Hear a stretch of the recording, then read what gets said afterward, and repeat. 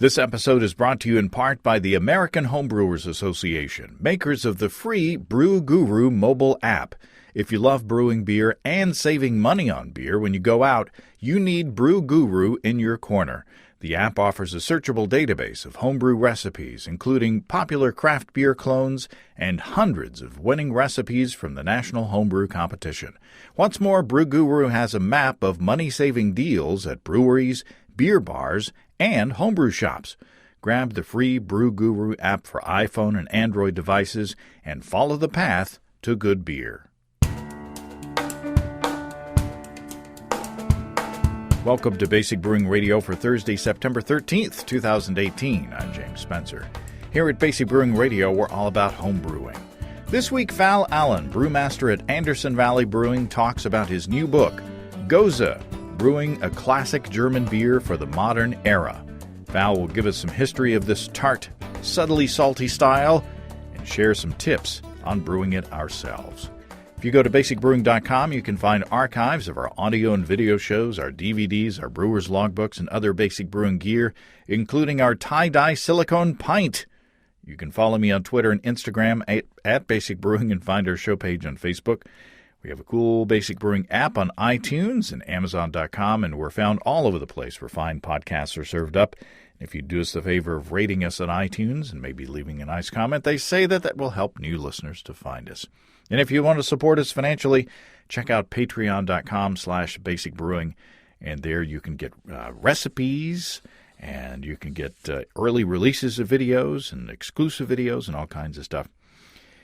And if you're a financial subscriber to Basic Brewing already, be sure to check your inbox for an early release of the Basic Brewing video that will be posted to the general public on Friday.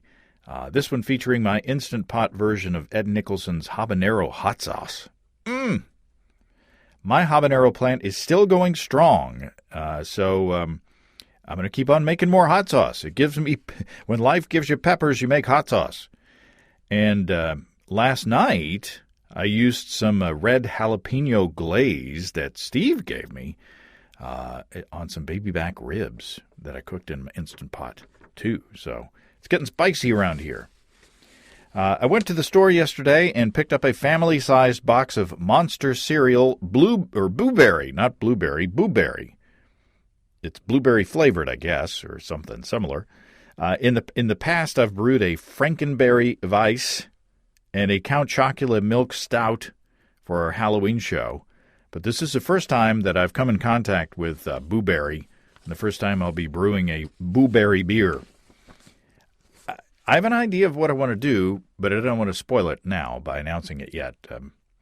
The family-sized box is a little over a pound, and I'm thinking about a 2-gallon batch. So maybe we'll actually, get some influence of the quote-unquote flavoring from the blueberry. So stay tuned for details. Let's hear about our sponsor, Imperial Organic Yeast. Imperial offers the highest cell count of any liquid yeast producer at 200 billion cells. Proper pitch rates are easy to hit, making starters virtually unnecessary for 5-gallon batches of standard gravity wort. As I say, my stir plate is dusty. My Erlenmeyer flasks look at me longingly from the shelf because I don't use them anymore. I used to feel the need to make a starter for every batch brewed with liquid yeast, but batches brewed with Imperial take off in short order without a starter. Imperial is the only manufacturer of organic liquid yeast in the world, and they have an industry-leading QC program with top-notch customer service. If you call Imperial, an actual human will answer and take your questions. Imagine that. Imperial Organic Yeast used to come in the little cans, but now they have big, easy-to-open pouches that make pitching a breeze. Check out their website, imperialyeast.com, for the long list of yeast strains that they offer. And Casey from Imperial says that they are a completely open lab, so anytime you're in Portland, feel free to drop by and take a tour. Might want to call first to make sure that they... But check them out. We met up with the Imperial people up there in Portland, and they're great folks. Their product is awesome. Steve's Brew Shop and High Gravity both now stock Imperial Organic Yeast. So you'll love them too. Check out Imperial Yeast at imperialyeast.com. Imperial Organic Yeast. imperialyeast.com. Well, I have some sad news. I had to dump my Gose that I was working on. My plan was to brew the beer and use the Lithuanian farmhouse yeast that Frederick in Denmark sent me to sour it. And then I was going to add salt and bottle. Well, I only added around 5 IBUs of hops in the boil, and I guess that was too much for the souring bugs in the mixed culture. So the beer fermented, but it didn't sour. And I thought I could resolve the situation by putting the plastic bucket fermenter into my high-gravity brewing system and by using a water bath to keep the beer at 110 degrees Fahrenheit while I pitched dregs from a previous batch that did sour. I was thinking that there wasn't enough lactobacillus in the yeast that I cropped from the first batch that I used in the second. Anyway, even after adding the dregs from the sour batch, the pH did not drop. Worse, after 3 days, the beer started to oxidize and darken. So it was with a heavy heart that I dumped the beer. I'll have to try again with kettle souring and no hops next time. But to be a little more practical, a little more traditional, quote unquote. So you live and you learn. But the failed beer was no fault of my electric brewing system from our friends and sponsors Desiree and Dave from High Gravity in Tulsa. That brew-in-a-bag system is so versatile, and I put a picture of it on Twitter and Instagram. In the case for this beer, I added water into the system and put the fermenter bucket into it, setting the Warthog controller to 110 degrees Fahrenheit or 43 C in the mash mode. Then, I could literally walk away for days while the temperature was held rock steady in that fermenter.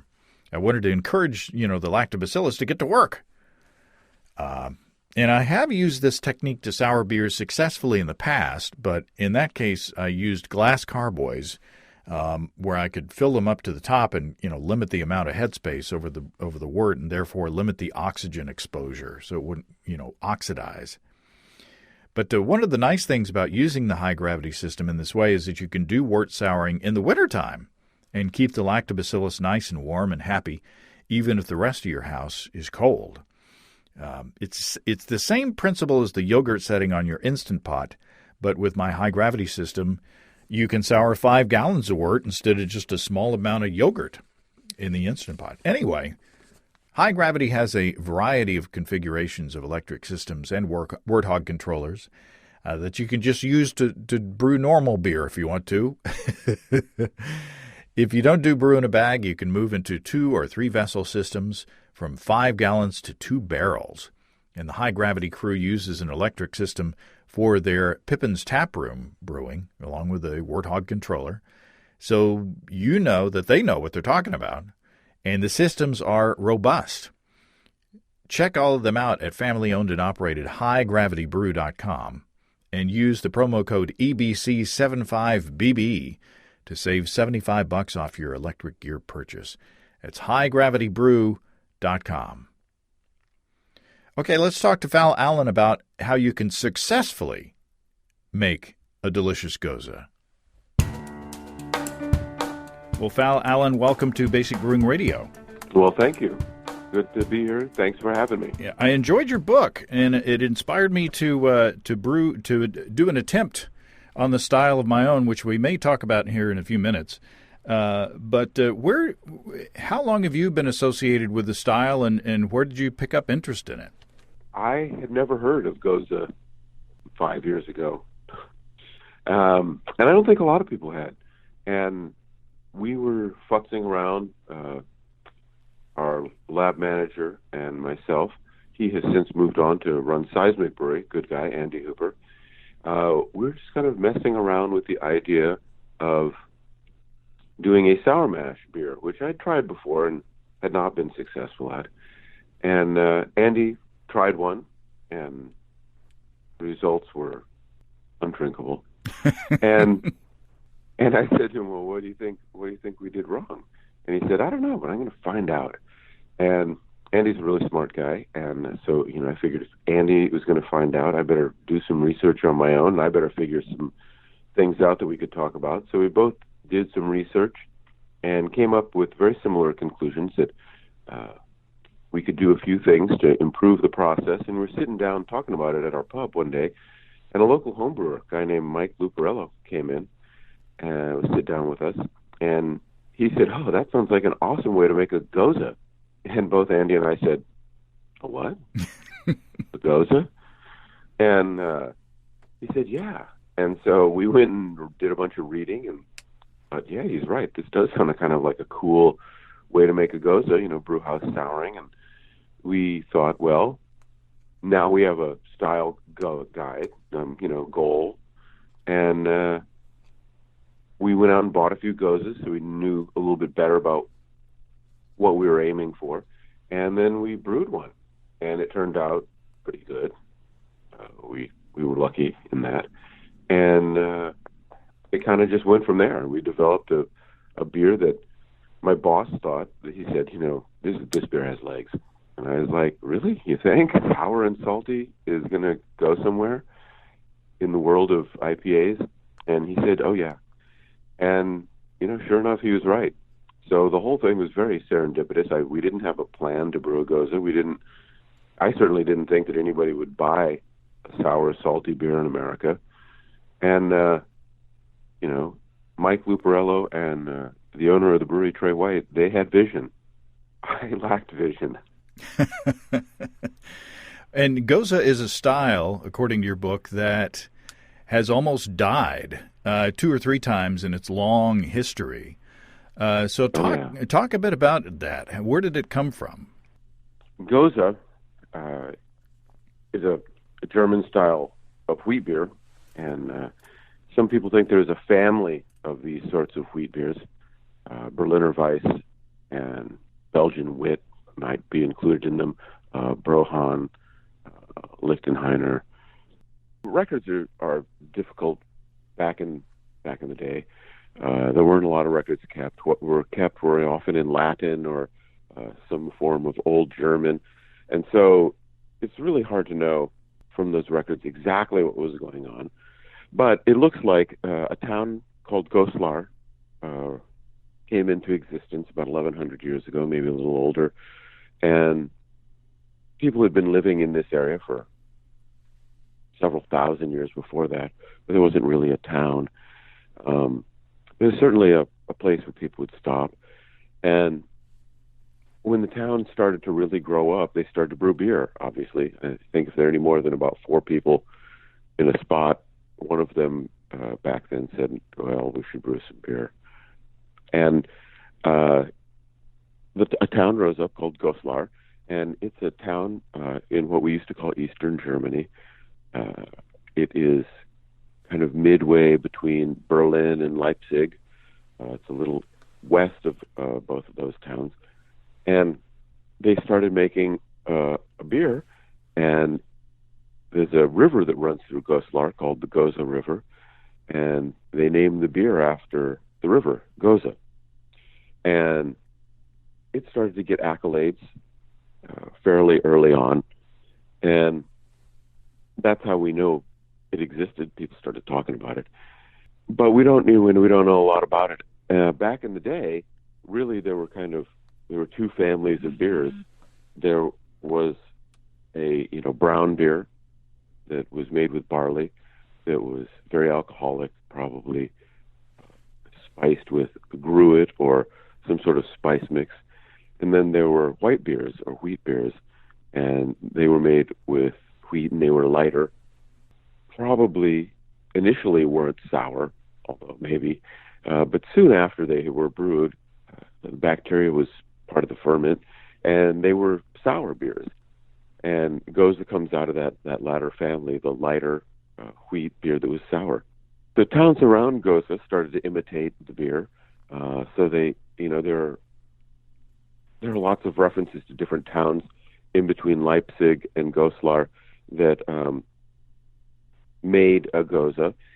It was started to be imitated, and it became quite popular. And at one point, it was so popular in Hamburg which was the main export town for beer in Germany.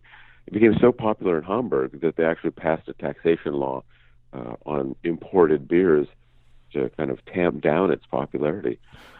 And so it was huge for a while. It was a big export. There were dozens of breweries in Goslar making the beer. And the concept of brewery back then is slightly different than today. If you had a brewing license or, a license to make beer, you didn't necessarily have a physical brewery. A lot of the equipment was shared back then. You had the right to make beer, but you didn't necessarily have the equipment. So when I say dozens of breweries, it's kind of a different connotation. Dozens of people were, doing it. But then the beer kind of, for different reasons, wars and loss of supply route and taxation, the beer, kind of waned in popularity in Goslar, and it became popular in Leipzig. So it kind of almost died out completely in Goslar, but at the same time, it was gaining popularity in Leipzig, and it became quite popular there, and people started brewing it. And the beer changed over time some, I think, as this happened. Its popularity grew there, but nowhere else. And then lagers started to become popular, and the Germans, very serious about their lagers, they even have a law about it, the Reinheitsgebot. Eventually, in the early part of last century, they just couldn't compete anymore, and Gose production became smaller and smaller and smaller, and eventually just died out. The First World War and the Second World War were not very kind to Gose or Leipzig, and it completely vanished for a short time. After World War II, communists took over that part of Germany. Any, Gose that was left was crushed out of existence by the East German government. The communist government had no interest in supporting local kind of niche products like that, and they were, wanted to make a much more consolidated culture. So Gose disappeared completely. And then a guy came on the scene.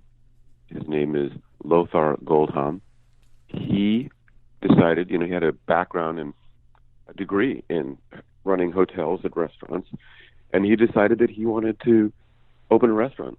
And he decided the Gose Schanken on a Bedenken was what he wanted to reopen. And it had been a very famous Gose tavern. And he bought the property and, went to the government to ask. And they said, well, you're connected with our party and, you have a few ins. We'll help you out a little bit. But you have to put in about 3,000 hours of your own work. And he revamped this tavern. And each day or so, he would go out and try and find more information about Gose and find memorabilia from Leipzig's past or Gose's, past. And he started collecting things. And one day at a flea market, he met a guy, Herr Hennebach, and he became friends. And he invited Hennebach to come help him out with his project. And he, the guy was selling stuff at a flea market. The economy in Leipzig wasn't really booming in the 80s. And he agreed, and they got together and opened it. And,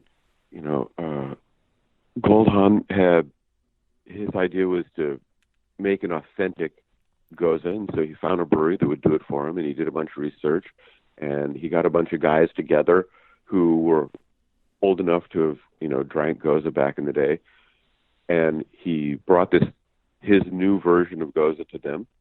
He did research and found recipes, and they tried it, and they said, well, yeah, this is actually better than the old Gose. And so he's like, well, now we have a beer, we have a brewery who will make it for us. And they were off to the races, and it became quite popular again. And it actually became so popular that he was able to expand out the business. And for a while, you couldn't even get a seat at the bar or in the beer garden. Germans are very big on their beer gardens. And then when the wall came down, his success continued, and he had to shift around, a couple times to find other breweries to make his beer, because Gose is not the simplest beer to make, and I think it frightened a lot of lager brewers. When he passed away, Hennebach took over, and he became the champion of Gose. And for decades, they, ran the Ona Bedenken, which is still there, still operating. And Dr. Hennebach passed away a few years ago.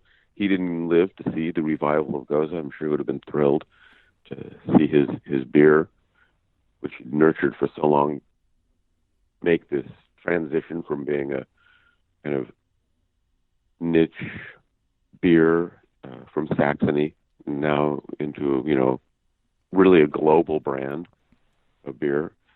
And the people who took over the Ona Bedenka are still running it, really great people. They bought a little brewery a couple of years ago and now are making their own beer there.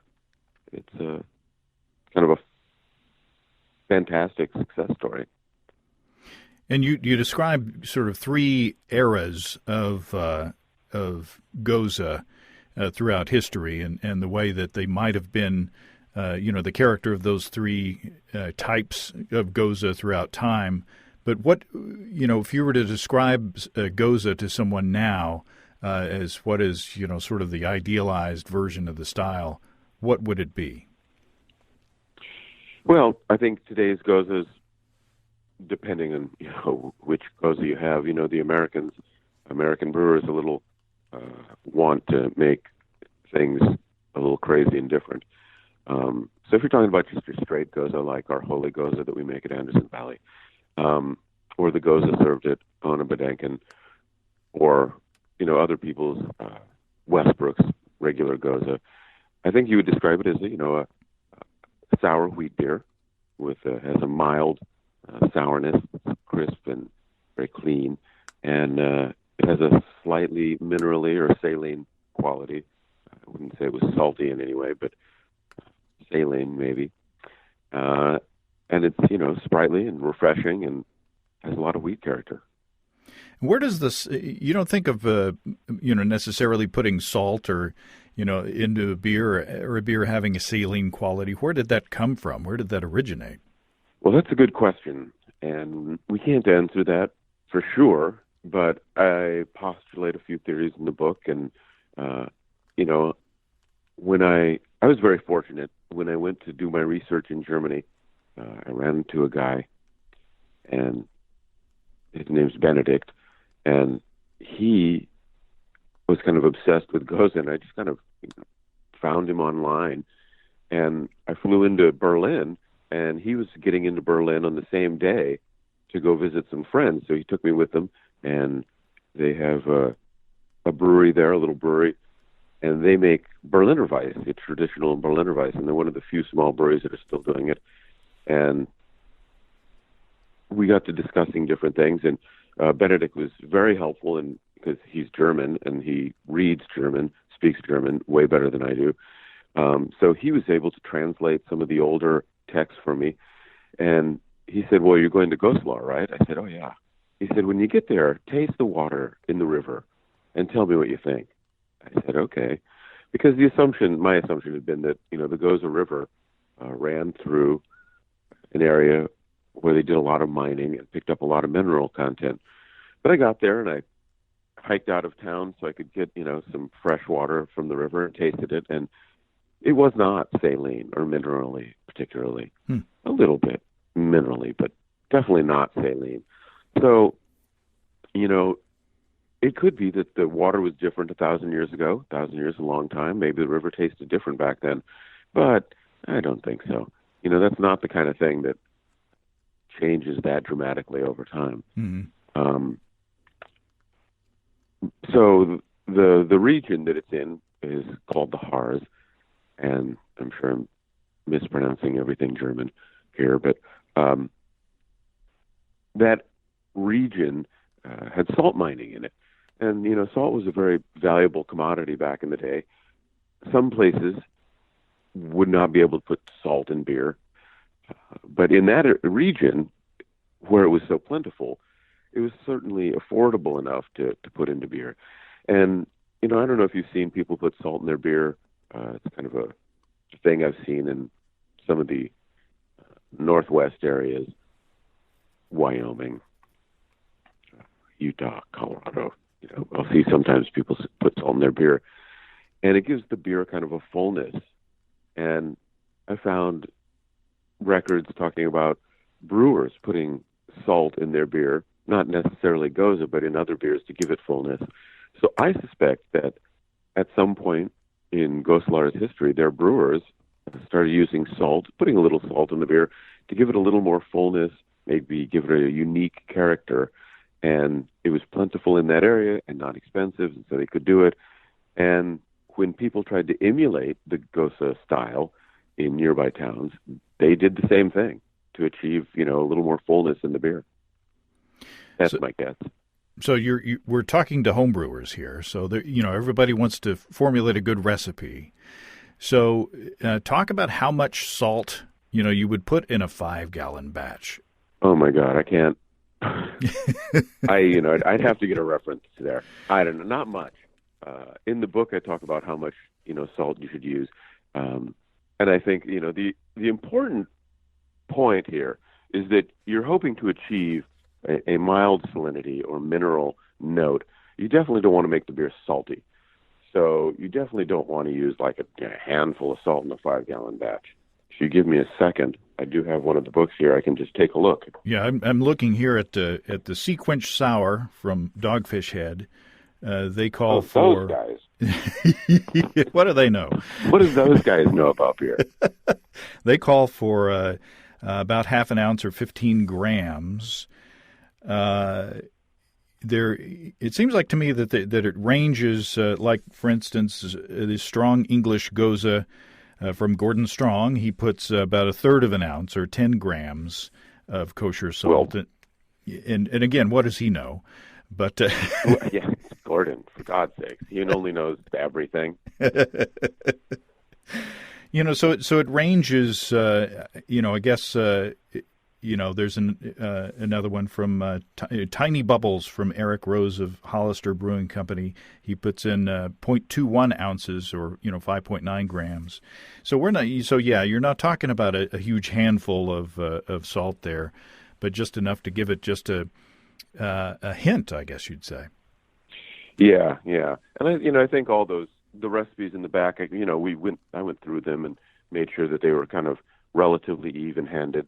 I think most of those are excellent brewers, the people who sent in recipes and participated in the book. And so, yeah, you don't want a lot of salt. You just want a little bit. And you just want kind of a pinch in there, and that'll give you some nice saline quality. And what about the grain bill? The grain bill, it's a wheat beer, so you definitely need some wheat. Some people use up to 60%, and there's definitely records in history about people using 100% wheat. But if you're a home brewer or a brewer, you know that 100% wheat is going to be problematic. So the grain bill today and through most of last century was probably very close to 50-50 wheat and barley.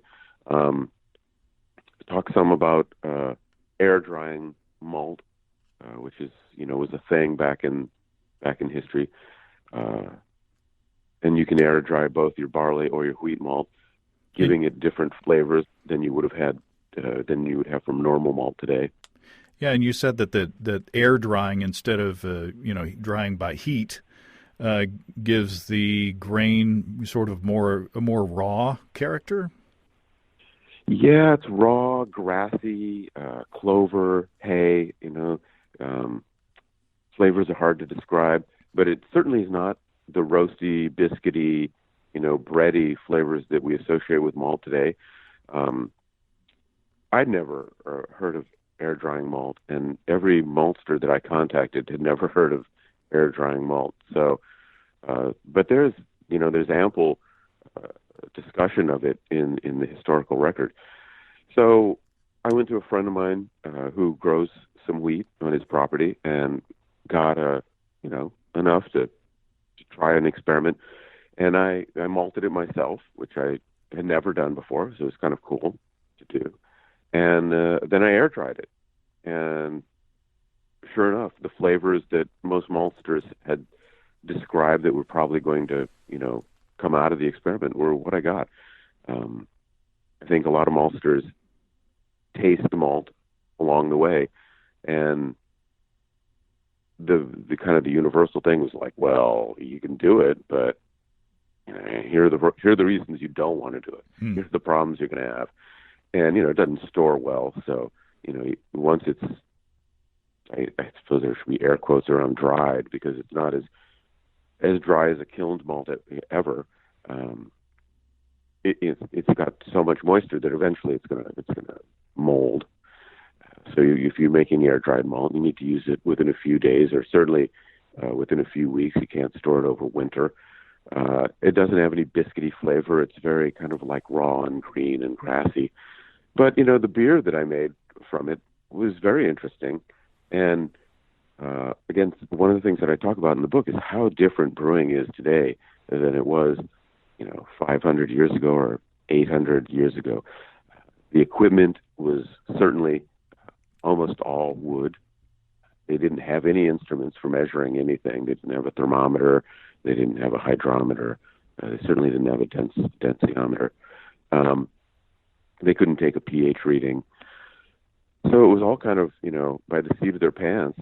And they didn't understand the action that yeast played, the part that yeast played in it, or bacteria played in the fermentation. Probably they didn't even pitch yeast. And if they did, they didn't, fully understand what they were doing by repitching the stuff at the bottom of the wooden vessel. Probably the fermentation happened rather spontaneously from the critters, the yeast and bacteria that were, living in the wood. And these beers would probably evolve over time. I mean, each batch would, after it was freshly brewed, it would have one character, and then over time it would develop into a completely different beer. Yeah, absolutely.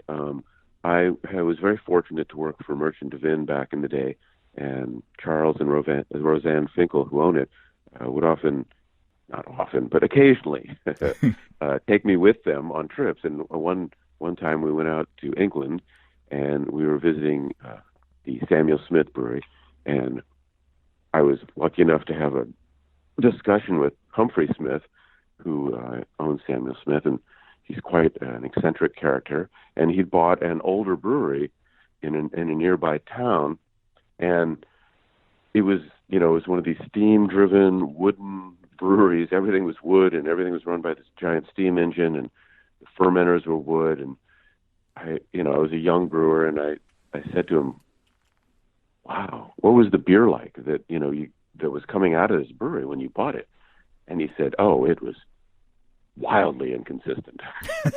And this is a brewery that had run up into like the 1970s, and so when you talk about the beer changed, I think that if we'd been alive 500 years, 600 years ago, beer would barely be recognizable to us. It would be this beverage that was never achieved any sort of clarity, probably because it never got cold.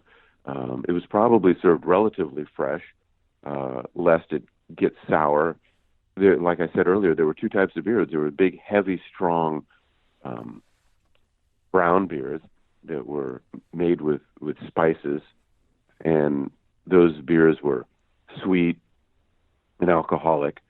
And then there were the lighter, the wheat beers, which, most certainly didn't have any legs to age for any length of time without getting sour. Everything around you was, dried or heated or cooked with wood, so everything was smoky. People bathed infrequently at best. And so not only was the beer sour, but your neighbor sitting at the bar was sour smelling. There were no thermometers. everything was wooden and smoky and sour. And I think that we would have a hard time,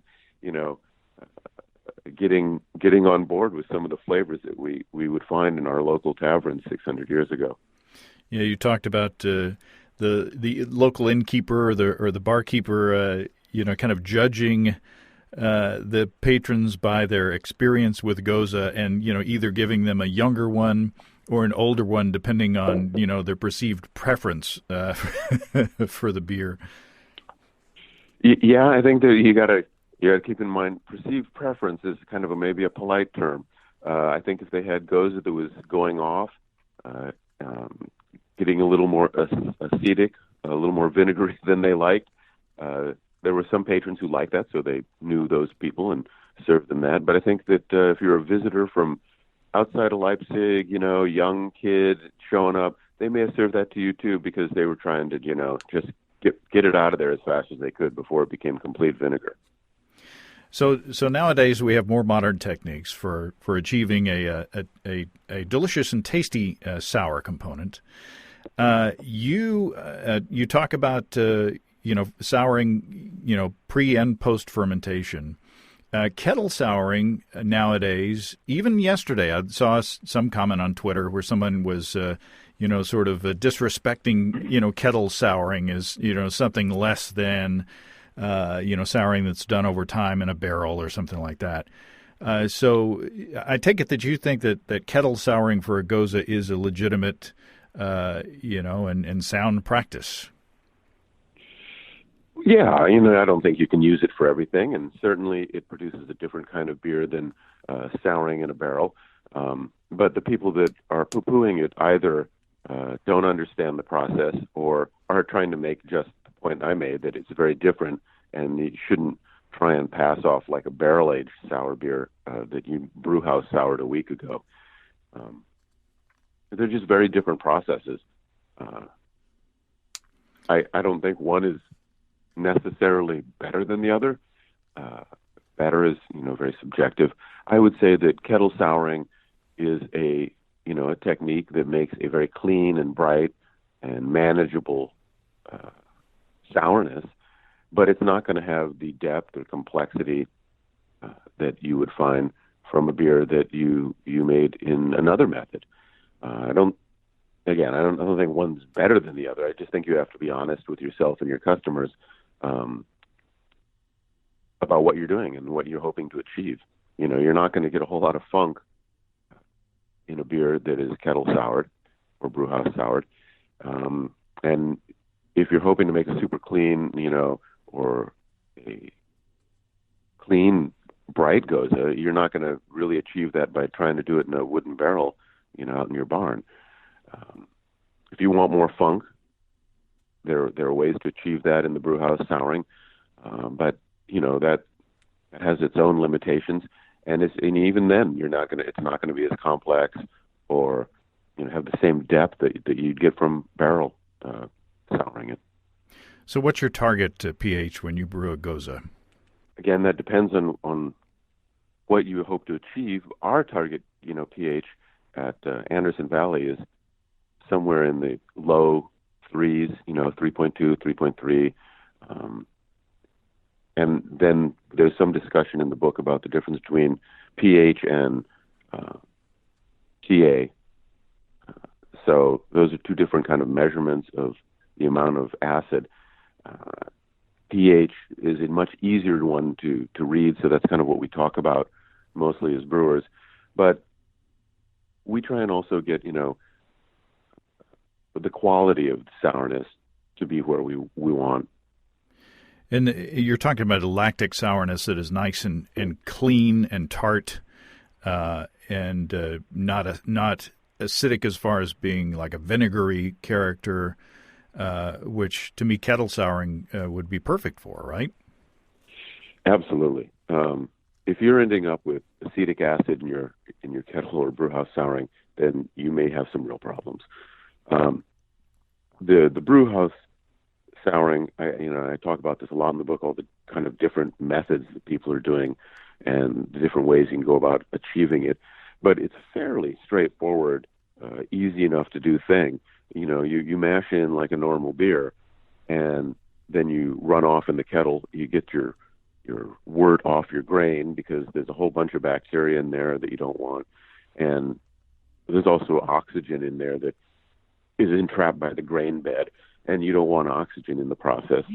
So, yeah, you don't want the oxygen in there. So you run off of the grain and get it into the kettle, and then you pitch in some lactic acid bacteria, and there are many different methods for achieving that. Some people use a bag of grain, and other people grow it up on their own. Grain is covered with lactic acid bacteria, so that's a good source, or can be a good source. Some people put yogurt. They use yogurt to get their lactic acid bacteria. That's fairly common. Or some people just order lactic acid bacteria from their local yeast supplier. And that's certainly the cleanest way to do it, but it's also probably the most expensive way to do it. So, it depends on what you're hoping to achieve. But once you get that lactic acid bacteria in there, if you get the proper amount, you should be able to sour that entire batch with a nice clean lactic acid flavor in anywhere from 8 to 48 hours. Mm-hmm. So, it's a little bit of an extra step, but it's not like, when you barrel age something and you're hoping to achieve some sourness in a barrel aged beer, the fastest you're going to do it is about 6 months. And anybody who's doing that kind of aging knows that it can take, anywhere from 6 months to 4 years. We have a beer that we make that takes about 4 years to get into the kind of shape we want.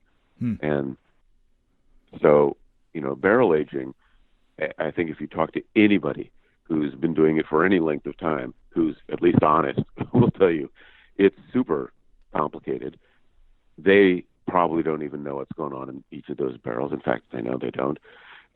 You talk to Vinny Cilerzo or Tommy Arthur, who are probably two of the best at it, and they say that, these beers kind of make themselves, and the brewer's art is blending. Mm-hmm. You go through and you taste all your barrels and you decide which ones have, done the things you wanted and which ones haven't. And you exclude those ones that haven't. And you either put them back in the barn and hope that they, come around, or, if they've gone to vinegar, you put them on your fish and chips or dump them. It can be very, very tricky. And, we learned that the amount of hops you put in can have a great effect on the bacteria. And, sometimes you don't think about that. You think, oh, well, if I leave a beer out, it'll sour eventually. But with beers that you hop with any, sort of IBUs in it, and as little as 5 IBUs can affect this, that some of these beers don't want to sour. Mm. Some of them will probably never sour. You have to put a big hoppy IPA into a barrel thinking, well, it'll just go. It may not. You may wait years. So, yeah, hopping is important. And the type of bacteria you use is important. Some lactobacillus are more hop tolerant than others. I talk about that some in the book. There's a great site called Milk the Funk. I don't know if you're familiar with these guys. Oh, yeah. Oh, my God. Love that site.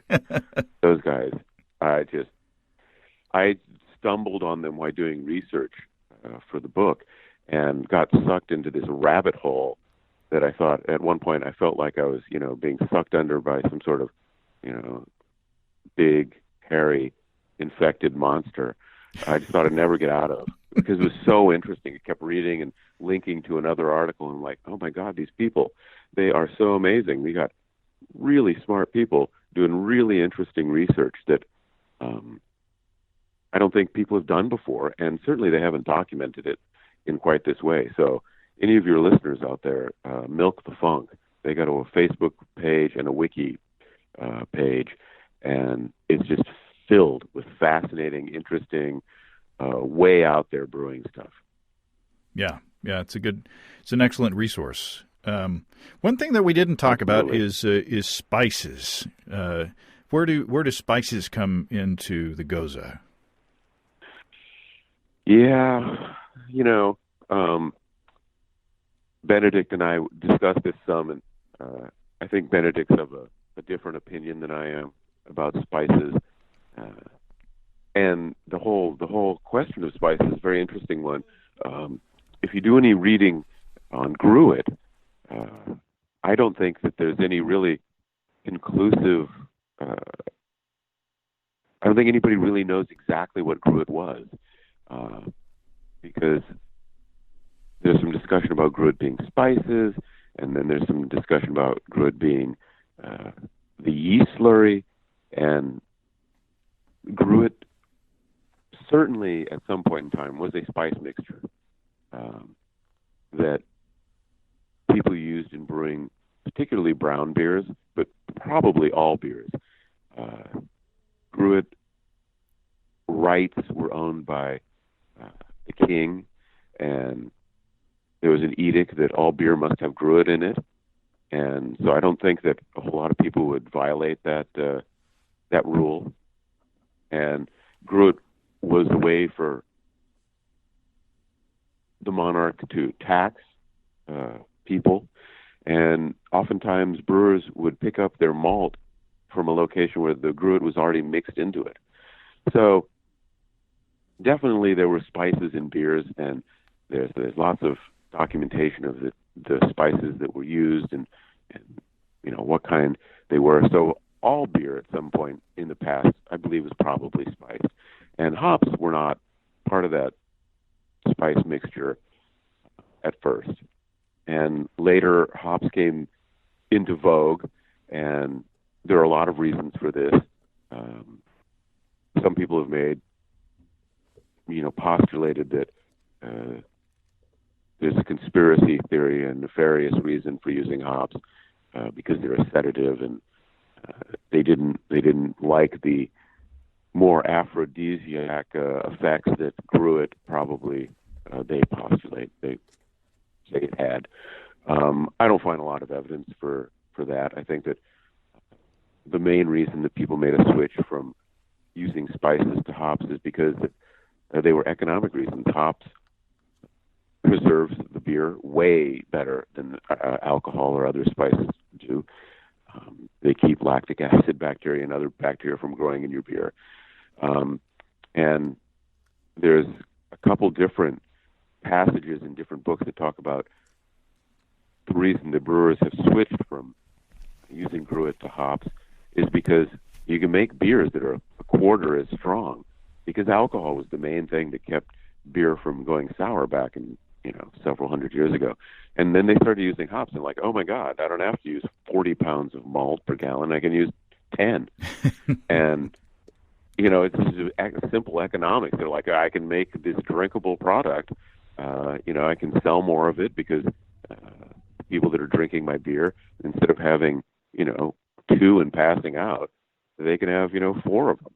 And, hops made a cleaner, better tasting beer that was less alcoholic and traveled better and lasted longer. And I think that's, how much more reason do you need to start using something? It's a win.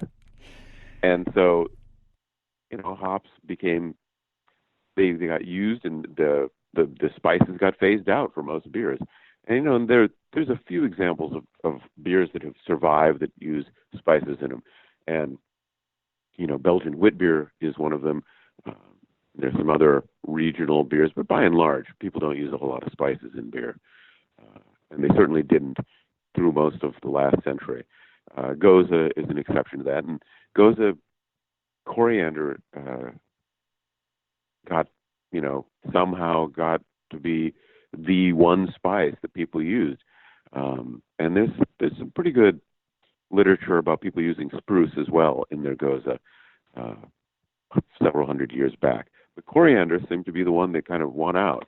And it was probably part of a spice mixture that was used back when people were using Gruit. And why it stuck and others didn't, I don't know. But it is the common spice in Gose. It does seem to pair really well with the tartness and the wheat character of the beer, though. Yeah, and that's probably why it's stuck. And gozes are lowly hopped beers, and they use just enough to kind of give it some antimicrobial character. But if you use too much and you're doing, a post-fermentation souring, that's going to affect your souring process. I think if you're doing a kettle souring, you don't need to worry about that as much. You can use more hops. But, hops and coriander are kind of the ones that have won out. And I think you're correct that coriander is kind of a lemony note that goes very nicely, has a nice herbal flavor that goes, I think, quite well with a sour wheat beer. So it makes sense that it's the one that they still use. And of course, maybe one of the more, if not the most important component in beer is yeast. So I'm assuming that especially if you're doing a kettle souring, you want a clean fermentation, a clean yeast. There's some discussion about different yeasts used and the flavors of gozes. People didn't talk a whole lot about the flavors of beer 500 or 600 years ago, so it's harder for us to know. Most of the records talk about the amount of malt used or some of the brewing processes, but not a whole lot of descriptions of flavors. So when we start to see some of the descriptions of flavors, we can make some assumptions about the kinds of things they were using. And if they were using some crazy, very phenolic or, bubblegummy German wheat beer yeast, I think that would have, been reflected in the notes about flavor, but they're not. That's not how Gose is described. It's often, described with the wheat character coming through a lot more and milder yeast component flavors. So I think your best bet is to use a nice ale yeast, not one that's going to produce too many unusual or strong characters. Well, very nice. We could talk probably for another hour on the topic. Well, for such a simple beer, there's a lot of different strategies to achieve it. So it's a good read. I enjoyed it quite a bit. Oh, well, thank you. I enjoyed writing it, and one of the things that I think that make this style or this book about this style a little more interesting is that, as you said, there's so many components that go into making the beer. It's a very relatively simple beer on the one hand, but there's a lot to talk about. There's brew house souring versus post fermentation and yeast and bacteria and pH, and there's just so many nuances to the beer that I think it's an interesting read for that reason. And the history of Gose is kind of really the history of beer.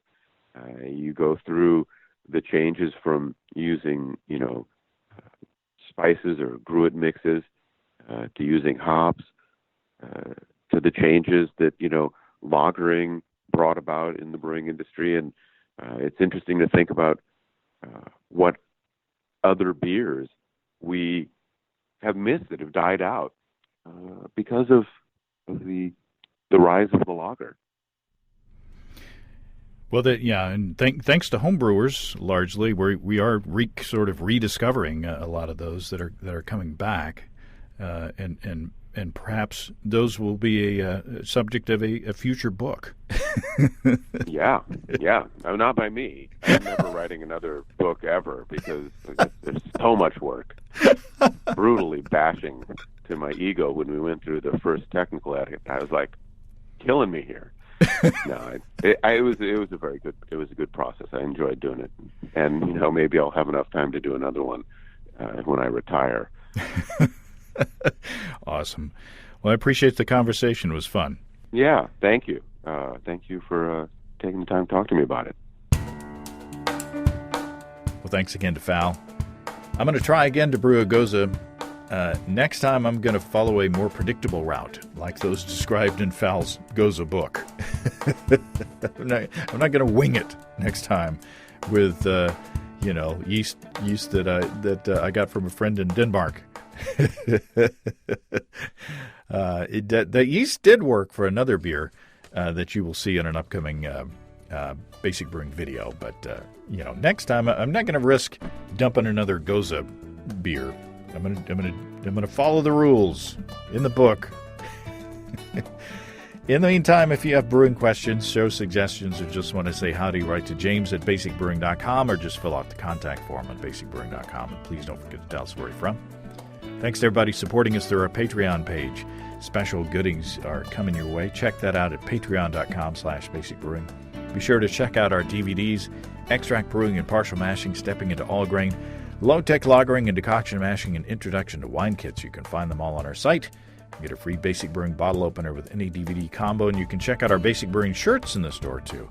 You can find our logbooks where you can track and log up to 50 batches of beer. Check all that out at basicbrewingshop.com. Also, don't forget our silicone pints. That's all until next time. Till then, thanks for listening, everybody. I'm James Spencer. Production help for Basic Brewing Radio and our website is provided by Kelly Dodson. Basic Brewing Radio is a production of Active Voicing. We'll talk to you next time, everybody. So long.